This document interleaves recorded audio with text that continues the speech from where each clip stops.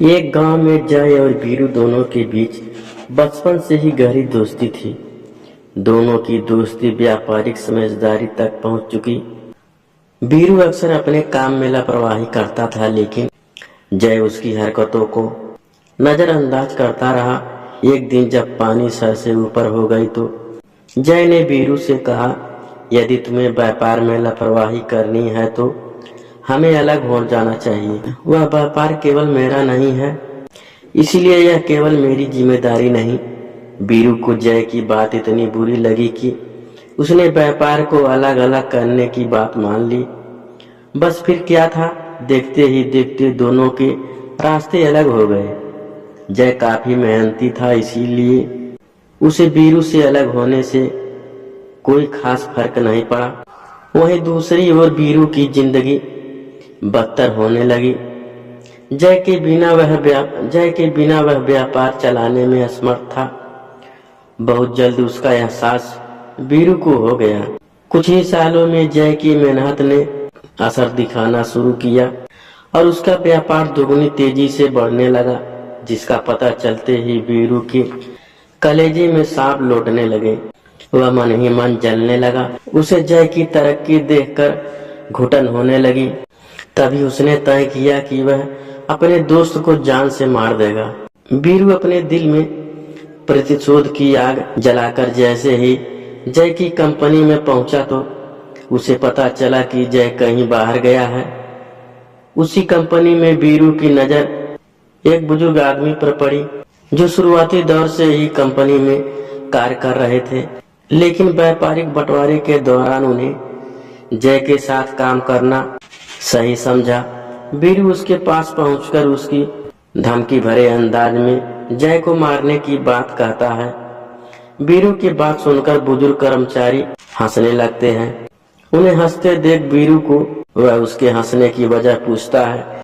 तभी बुजुर्ग आदमी जय की मौत की भविष्यवाणी करते हुए कहते हैं कि साहब, जो 6 महीने में अपने आप बीमारी से मरने वाले हैं, फिर आप उन्हें मारकर जेल क्यों जाना चाहते हो? कर्मचारी की बात सुनते ही वीरू को पैर तले जमीन खिसक गई। उसे अपने फैसले से घृणा होने लगी। उसे यकीन ही नहीं हुआ कि उसका दोस्त इतनी जल्दी दुनिया से चला जाएगा। जय की मौत की खबर ने वीरू का गुस्सा शांत कर दिया था। वह अपनी नम आंखों से बुजुर्ग व्यक्ति से हाथ जोड़कर माफी मांगते हुए कहता है कि जय को मेरे बारे में मत बताना, उसे दुख होगा। और इतना कहते ही वीरू वहां से वापस आता है। वह रह रहकर वीरू को जय की चिंता सताने लगती है, लेकिन दोनों के बीच पैदा हुए मतभेद हर बार उसे जय के पास जाने से रोक देता है। धीरे धीरे जय के प्रति सहानुभूति रखने लगता है। उसे जय की पुरानी बातें याद आने लगती है। उसे लगता है कि जय के मरने से पहले उसे अपने बचपन के दोस्त से एक बार जरूर मिलना चाहिए। और अगले ही दिन वह उससे मिलने उसके घर पहुंचता है। वीरू को अपने सामने देखकर जय खुश हो जाता है और उसे बैठने को कहता है। जय के समान बर्ताव को देखकर वीरू सोच में पड़ जाता है। उसे लगता है जय को अपनी मौत के बारे में नहीं पता, इसीलिए वह जय से उसकी बीमारी के बारे में कुछ नहीं पूछता है। जय इतने सालों बाद अपने दोस्त से मिलकर बहुत खुश था। दोनों पुरानी बातें करके अपनी यादें ताजा करते हैं और कुछ देर बाद वीरू वापस घर आ जाता है। जय से मिलकर वीरू को बहुत अच्छा लगता है।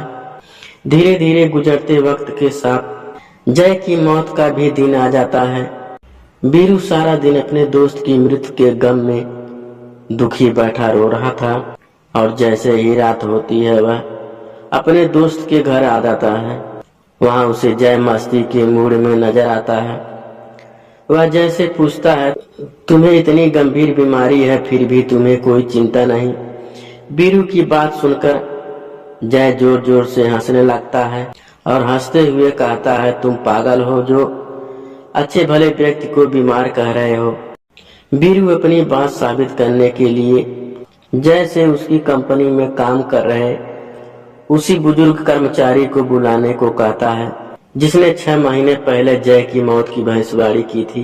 जैसे ही जय को पूरा माजरा पता लगता है, उसने तुरंत उसी बुजुर्ग कर्मचारी को अपने घर बुलाया। उसको आते ही बीरू उन्हें डांटने लगा, लेकिन बुजुर्ग कर्मचारी जैसे ही जय की मृत्यु की सच्चाई बताता है, बीरू पानी पानी हो जाता है। बुजुर्ग व्यक्ति दोनों के सामने हाथ जोड़कर विनम्रता से कहता है कि मेरे द्वारा की गई मौत की भविष्यवाणी झूठी थी। दरअसल उस दिन बीरू का गुस्सा देखकर कर्मचारी ने दोनों की दुश्मनी खत्म करने के लिए झूठ बोला, जिसका असर यह हुआ कि दोनों की नफरत फिर से दोस्ती में बदल गई है और आज दोनों खड़े हैं। जय और बीरू बुजुर्ग व्यक्ति की समझदारी की तारीफ करते हुए उन्हें गले लगा लेते हैं। बुजुर्ग व्यक्ति की समझदारी ने दोनों के बीच नफरत के जहर को खत्म कर दिया था और इसी के साथ मित्रता की कहानी खत्म हो जाती है।